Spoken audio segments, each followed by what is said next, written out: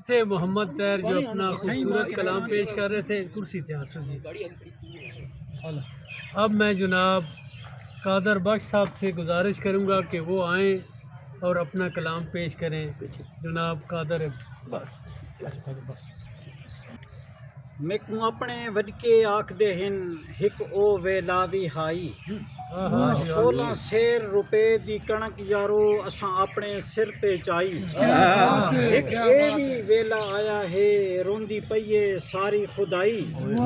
एक गुरबत दी लाचारियां हिन दूजा मार सटाए महंगाई बेदर्द हाकिम में नहीं करींदा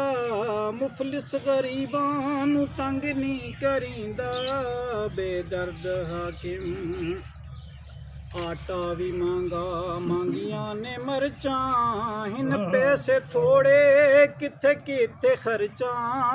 बेदर्द हाकिम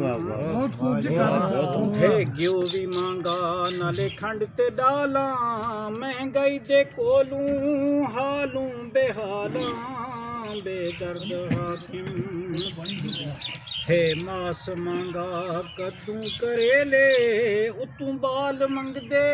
साऊ ते केले महंगाई है डाडी करंगल में हक दी जे मैं चाप कावा रोटी नहीं पकदी बेदर्द हाकिम आसी जुब करीद हुण ए करे सां दुंबे दी जा तू चूचा कवे सां